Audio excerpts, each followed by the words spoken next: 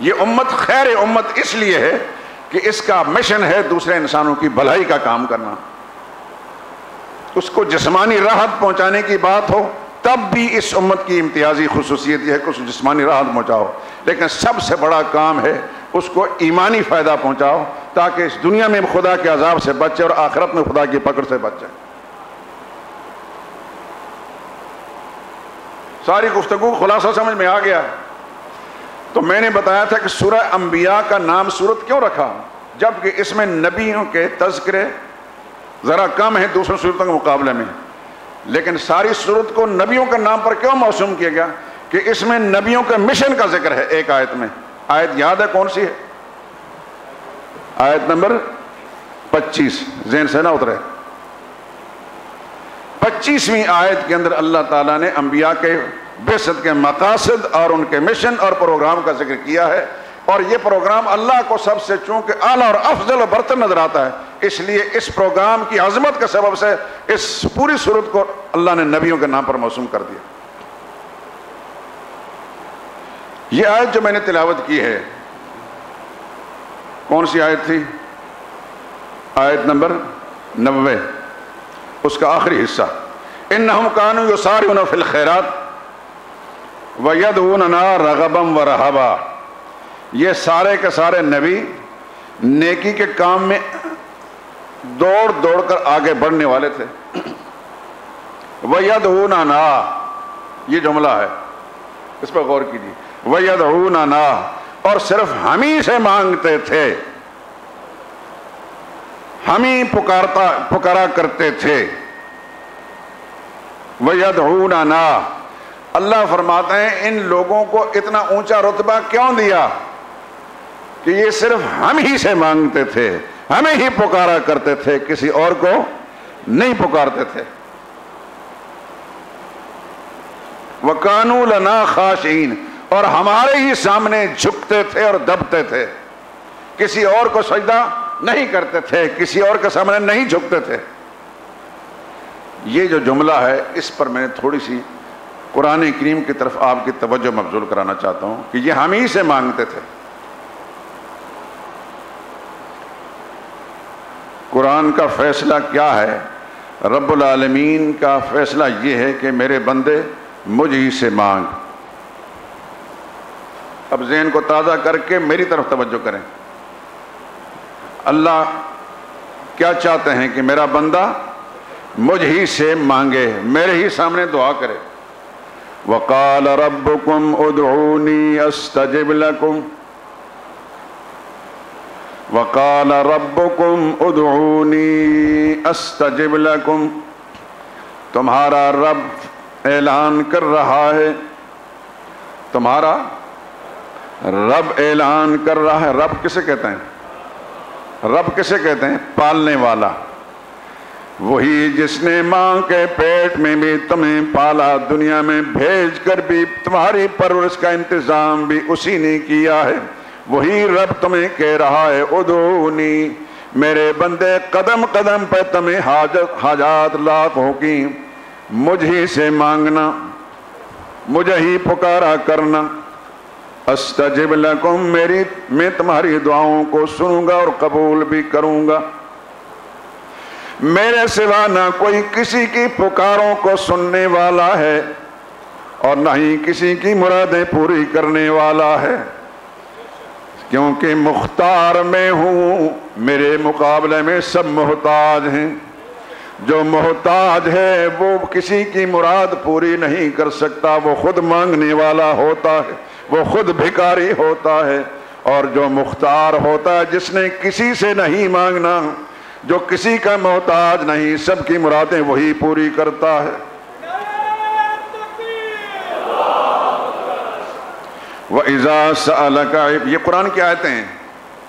وَإِذَا سَأَلَكَ عِبَادِي، میرے حبیب لوگ آپ سے پوچھیں گے. توجہ ہے؟ خدا کے لیے یہ تھوڑا سا وقت اس کو توجہ کر لیا کریں. میں نے اپنے استاد سے 1 مہینے میں قرآن پڑھا تھا، اور آپ کو میں 40 سال سے قرآن سنا رہا ہوں.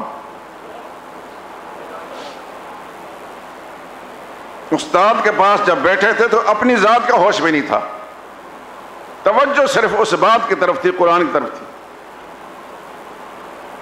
اس لیے میری درخواست ہے آپ سے کہ جب قرآن آپ کو میں سنا رہا ہوں تو آپ اپنے آپ کو بھول کر قرآن کی طرف توجہ کریں۔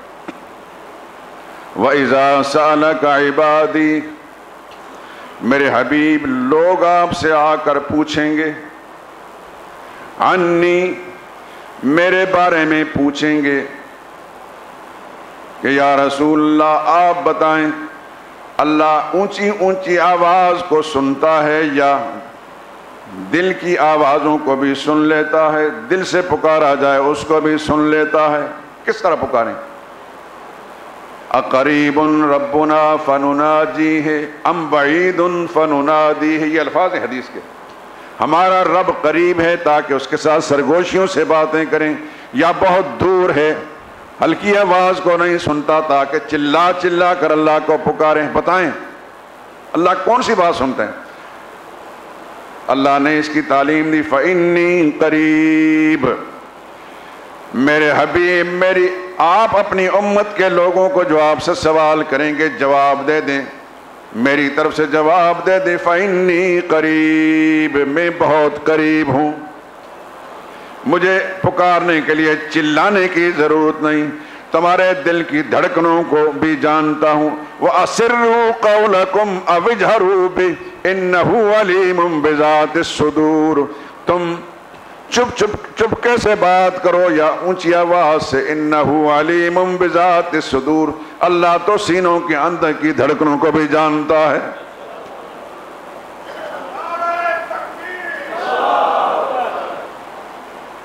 فإنی قریب، میں قریب ہوں۔ یا اللہ کتنا قریب، اس کا جواب بھی دے دیں، نحن اقرب الیہ من حبل الورید، اے بندے میں تیری شاہ رگ سے، تیری زندگی کے رگ سے بھی تمہارے زیادہ قریب ہوں۔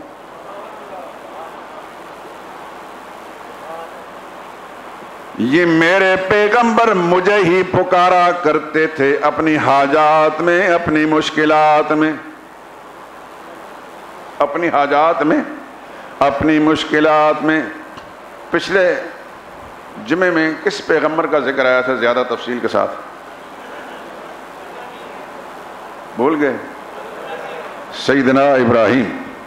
یہ آداب ہیں، نبی کا نام لیں، سیدنا ابراہیم علیہ السلام۔ کسی بھی مقدس انسان کا تذکرہ کریں، سیدنا یعنی ہمارے آقا سیدنا ابراہیم علیہ السلام، ان کا تذکرہ آیا تھا نا، تو ابراہیم علیہ السلام کے تذکرے سے بات شروع کرتے ہیں۔ ابراہیم علیہ السلام کو جب باپ نے گھر سے نکالا، بات تو وہاں پہنچی تھی نا کہ ان کو آگ میں ڈالا گیا اور اللہ نے ان کا منصوبہ ناکام کر دیا۔ ساری قوم نے، خاندان نے، باپ نے مل کر گھر سے نکال دیا، نکلو یہاں سے۔ ابراہیم علیہ السلام کہنے لگے، انی ذاہب الی ربی، میں اپنے رب کے حکم کے مطابق جا رہا ہوں، سیہدین، میرے لیے اللہ راستے کھول دے گا، اللہ میرے لیے۔ وہاں بھی اللہ کو بھولے نہیں، انسانی تدبیریں نہیں کی، انی ذاہب الی ربی، میں اپنے رب کی طرف جا رہا ہوں، سیہدین، وہ میرے لیے کوئی راستے کھول دے گا۔ ایک بات میں آپ سے پوچھتا ہوں، ابراہیم علیہ السلام کب گزرے؟ کچھ اندازہ ہے؟ کتنے 100 سال ہو گئے؟ 10 20 30 50 100 سال، 200 سال، 1000 سال، 2000، کئی ہزار سال پہلے۔ میرے اور آپ کے جو باپ دادا ہیں، کوئی 50 سال پہلے گزرے، کوئی 100 سال پہلے گزرے، کوئی 200 سال پہلے گزرے، یہی ہوگا نا۔ ان کی ہسٹری معلوم ہے، کہاں پیدا ہوئے، کیسے ان کی زندگی، بچپنا کیسا تھا، لڑکپن کیسا تھا، جوانی کیسے تھی، انہوں نے شادی کی تھی کہ نہیں کی تھی، کیسی بیوی ملی تھی، ان کے بچے کتنے تھے، کیا کاروبار تھا ان کا، نوکری کرتے تھے یا ملازمت کرتے تھے یا اپنا تجارت کرتے تھے؟ کوئی اس کی معلوم ہے؟ نہیں معلوم. تو کئی ہزار سال پرانے ایک انسان کا تذکرہ ہمارے سامنے تازہ بتازہ ہے. کیوں؟ اس لیے کہ وہ اول آخر اللہ ہی کے ساتھ تھے، اللہ کو انہوں نے فراموش نہیں کیا تھا.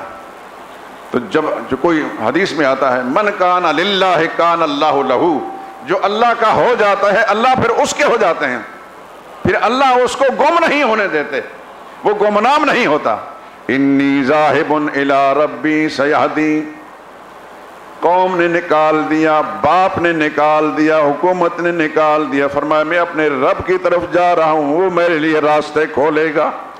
کوئی انسانی تدبیر نہیں اختیار کی، میں یہ کر لیتا ہوں، میں وہ کر لیتا ہوں، یوں نہیں. یہاں بھی اپنے رب کے ساتھ تعلق. جاتے ہوئے کیا کہتے ہیں؟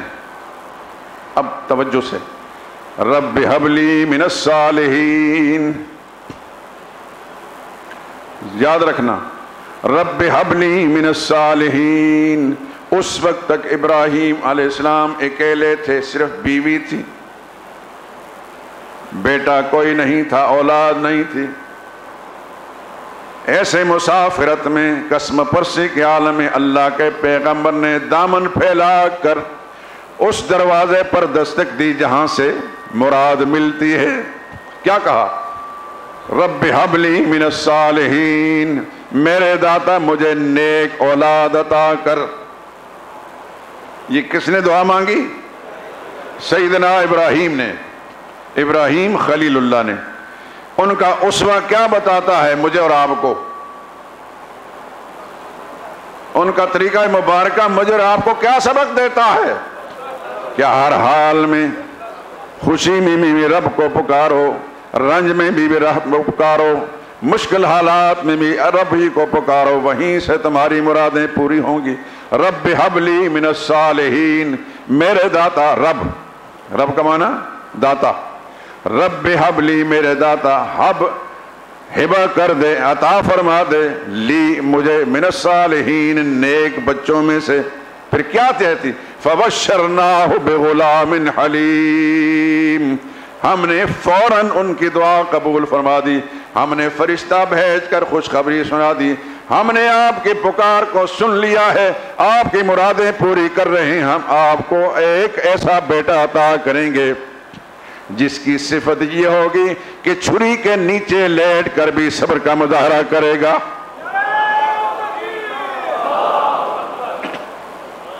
فبشرناہ بغلام حلیم، ہم نے خوشخبری دی ان کو ایک ایسے لڑکے کی جو بڑے حوصلے والا ہوگا، حوصلوں کا پہاڑ ہوگا.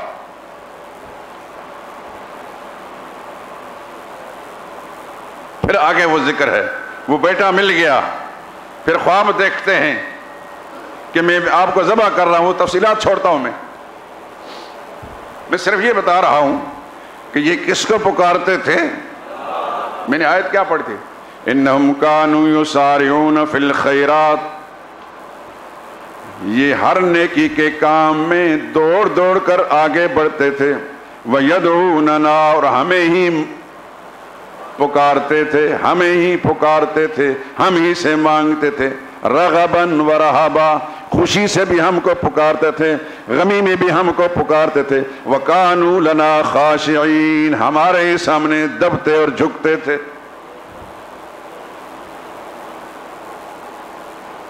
انبیاء کا اسوہ مجھے اور آپ کو کیا سبق دے رہا ہے؟ کہ ہم بھی وہی روش اختیار کریں. رنج ہو یا راحت، صرف ایک ہی دروازے پر دستک دیں جہاں سے جواب ملتا ہے، جس سے کوئی محروم نہیں ہوا.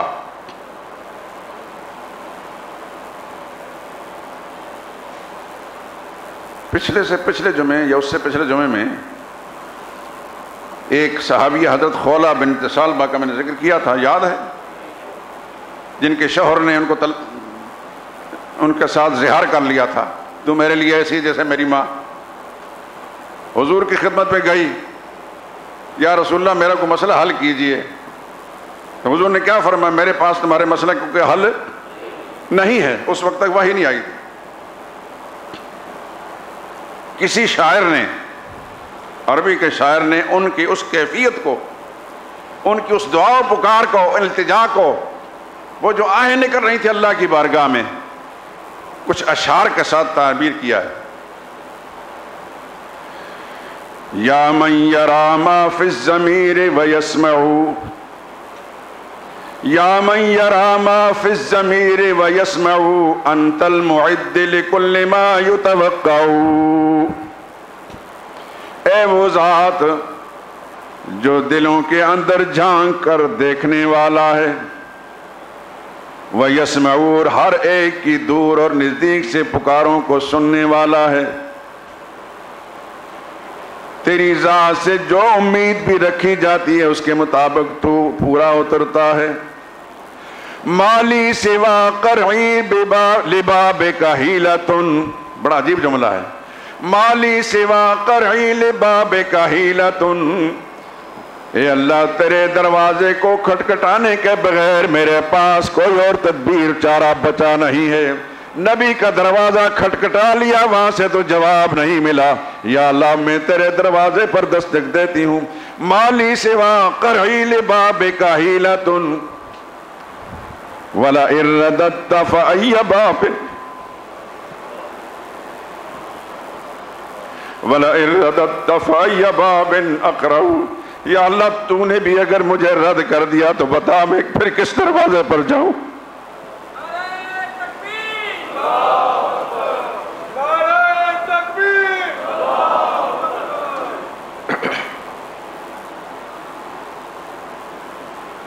یہ جن کے تذکرے ہزاروں برس بعد بھی تر و تازہ ہیں، زندہ ہیں، اس لیے ہیں کہ وہ رب کو نہیں بھولے تھے.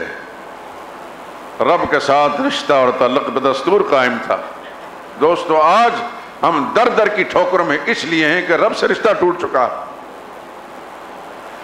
ہم کنویں کے مینڈک کی طرح ناکام تدبیریں کرتے ہیں اپنے مسائل حل کرنے کے لیے، لیکن جس قدر ان کو سلجھانے کی کوشش کرتے ہیں اسی درجے میں وہ الجھتے چلے جاتے ہیں. اس لیے کہ ہماری نظر، اب بات توجہ کے ساتھ، ہماری نظر اسباب پر ہوتی ہے، مسبب الاسباب کو ہم بھول چکے ہوتے ہیں.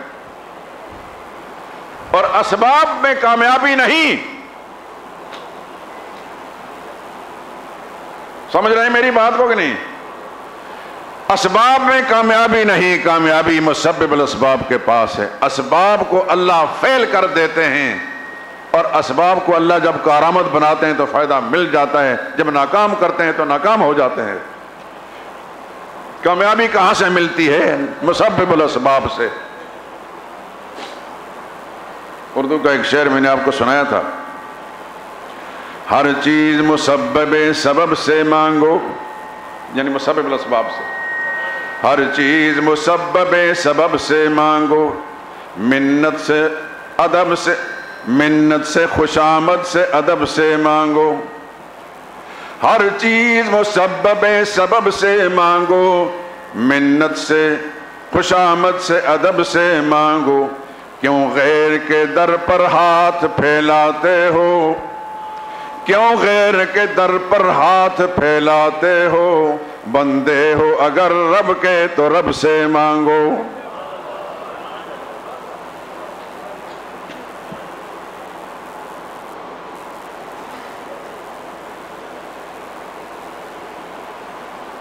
اللہ اکبر. ایک اور شاعر اپنی زبان میں یوں کہتا ہے، تم کو شکوہ ہے ہمارا مدعا ملتا نہیں، تم کو شکوہ ہے ہمارا مدعا ملتا نہیں، اور دینے والے کو گلہ ہے کہ گدا ملتا نہیں. دینے والے کو گلہ ہے کہ گدا ملتا نہیں. بے نیازی دیکھ کر بندے کی کہتا ہے کریم.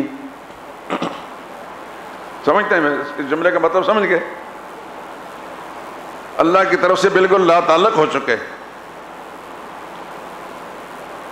اللہ سے بالکل بے نیاز بن گئے ہم، ادھر اس کی ذات کا خیال دھیان ہی نہیں. اپنے جیسوں سے امیدیں وابستہ کر رکھی ہیں،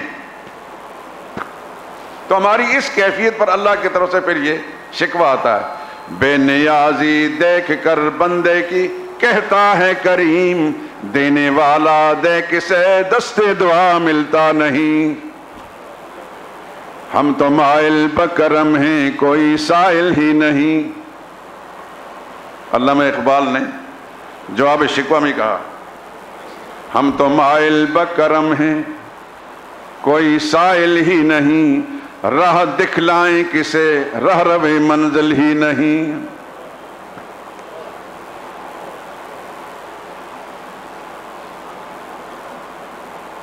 اس کی شان کریمی وہ جو کل تھی وہ آج بھی ہے، وہ کل بھی کریم تھا اور آج بھی کریم ہے، کل بھی قادر تھا اور قدیر تھا اور آج بھی قادر بھی ہے قدیر بھی ہے، کل بھی علیم بذات الصدور تھا آج بھی ہے، لیکن کل بندے اور تھے آج بندے اور ہیں۔ کلمہ پڑھنے والے صدیق اکبر بھی تھے، فاروق اعظم بھی، کلمہ میں اور آپ بھی پڑھتے ہیں۔ وہ جہاں کھڑے ہو کر جہاں بیٹھ کر اللہ کے سامنے ہاتھ پھیلاتے تھے مرادیں پوری ہو جاتی تھیں، اور ہماری نہیں ہو رہی، اس لیے کہ اگر ہم ہاتھ پھیلاتے بھی ہیں تو دل یا گھر میں ہوتا ہے یا دکان میں ہوتا ہے، ہاتھ پھیلائے ہوئے ہیں۔ رسول اللہ نے فرمایا صلی اللہ علیہ وسلم کہ اللہ غافل دل کی دعا کو قبول نہیں فرماتے جب تک دل اللہ کی ذات پر متوجہ نہ ہو۔ ہاتھ تو ہیں دعا کی شکل میں لیکن دل و دماغ کہیں اور ہیں۔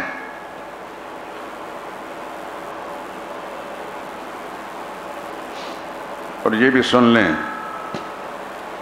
دعا کا مضمون بیان ہو رہا ہے، یہ ہم سے مانگتے تھے، ہمارے سامنے دعائیں کرتے تھے۔ دعا کے بارے میں رسول اللہ کا ارشاد ہے، لیس شیء اکرم علی اللہ من الدعاء، کوئی چیز اللہ کو اتنی پسند نہیں ہے جتنی دعا پسند ہے۔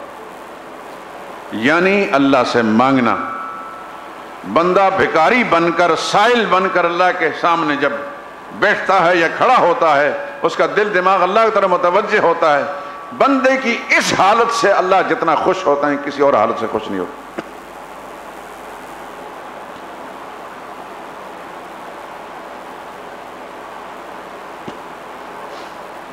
ابراہیم خلیل اللہ اتنی بڑی قربانیاں دینے والا، اولاد کی جب ضرورت پڑی تو کس سے مانگی؟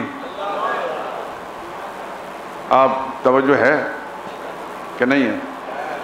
کیا کہتے ہیں؟ رب ہب لی من الصالحین، اللہ سے دعا مانگی۔ کس سے مانگی؟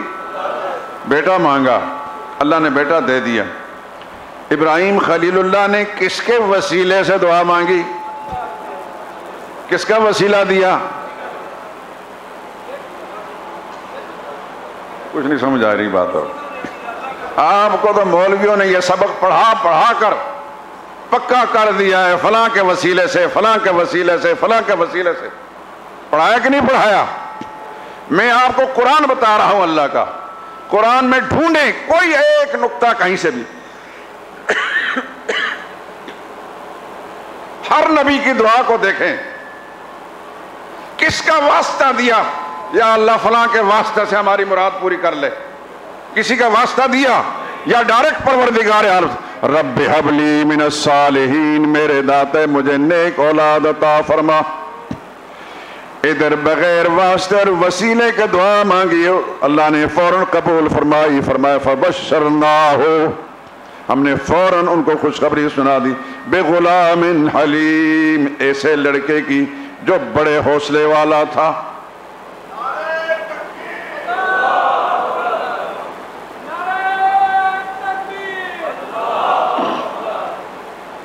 یہ مسئلہ بھی ہے ذہن میں، بولنا جانا۔ میں دکھ کے ساتھ یہ بات کہہ رہا ہوں، آگ لگانے والے ہزاروں ہوں، ایک دو بجھانے والے ہوں، آگ بجھتی نہیں ہے۔ میری بات سمجھ گئے؟ غلط قائد پھیلانے والے، صراحتاً قرآن کے خلاف، واضح طور پر رسول اللہ صلی اللہ علیہ وسلم کی تعلیمات کے خلاف عقائد پھیلانے والے ہزاروں موجود ہیں، ایک قاضی یونس کیا کرے گا؟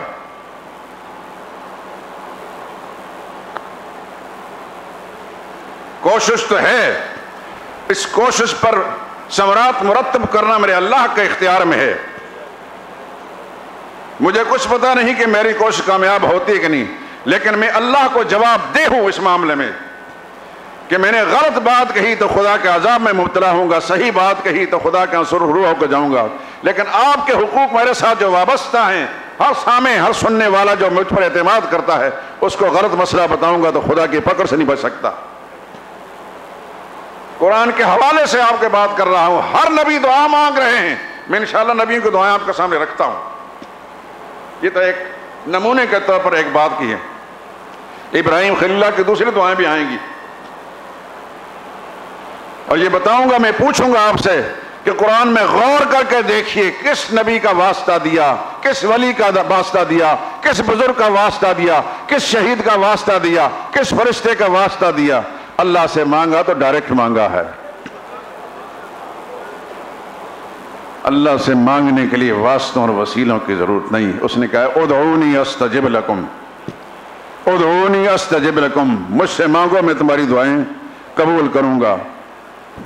انی قریب، میں بہت قریب ہوں. اجیب دعوت الداعی اذا دعان، مجھ سے مانگنے والا جب مانگتا ہے فوراً میں اس کو پکار کو سن لیتا ہوں، قبول کر لیتا ہوں. جب ہم کہیں گے کہ فلاں بزرگ کے واسطے سے، تو اس کا مطلب ہے یا اللہ تو کہتا ہے تو کہتا رہے، ہم تیری بات کو نہیں مانتے. ہمارے مولوی صاحب نے جو بات کہی یہ بات ٹھیک ہے، ہمارے حضرت صاحب نے جو کچھ فرمایا ہے، اللہ ان حضرتوں کو ہدایت دے. آپ میری دعا پر آمین تو کہیں. اللہ ان کو ہدایت دے، ان پیروں کو ان مولویوں کو ہدایت دے. ان کی ہدایت پر آ جانے سے ساری امت سنور جائے گی. ایک جملہ کہہ کر بات ختم کرتا ہوں.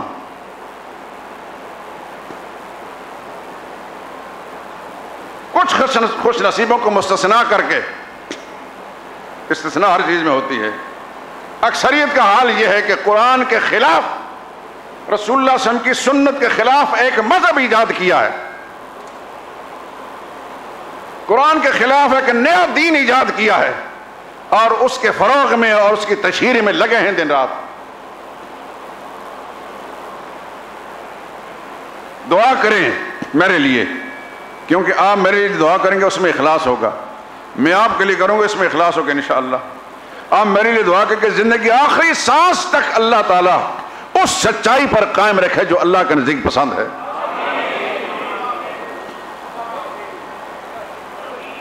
میں ہمیشہ دعا مانگتا یا اللہ مجھے حق میرے سامنے لا جو تجھے پسند ہے، اور اس پر چلنے کی توفیق دے. الحمدللہ اس 40-42 سال عرصے کے اندر ایک پل کے لیے بھی مجھے یہ ندامت نہیں ہوئی کہ میں نے اپنی سوچ اور اپنا عقیدہ اور نظریہ جو قائم کیا تھا بعد میں اس سے مجھے بدلنا پڑا ہو. شرح صدر کے ساتھ سارے کام کیے اور الحمدللہ اس پر قائم ہوں. اللہ کا شکر ادا کرتا ہوں. اللہ قدم قدم پہ میری دستگیری فرماتے رہے، میری رہنمائی فرماتے رہے، میری سوچ اور میری فکر کو صحیح سمت پر قرآن کے مطابق، رسول اللہ صلی اللہ علیہ وسلم کے صحیح سنت مطابق چلایا، اور اسی کو میں نے بیان کیا. انشاءاللہ میں اور آپ زندہ رہے تو انبیاء اکرام علیہ الصلوۃ والسلام کی وہ دعائیں اسی آج کے مضمون کے حوالے سے کہ وہ ہمیں سے مانگا کرتے تھے، ہر نبی کا اسوہ سامنے رکھوں گا کہ اس نبی نے کس انداز سے اللہ سے مانگا اور کس طرح اس کا جواب آیا. سبحانک اللہم و بحمدک اشہد ان لا الہ الا انت.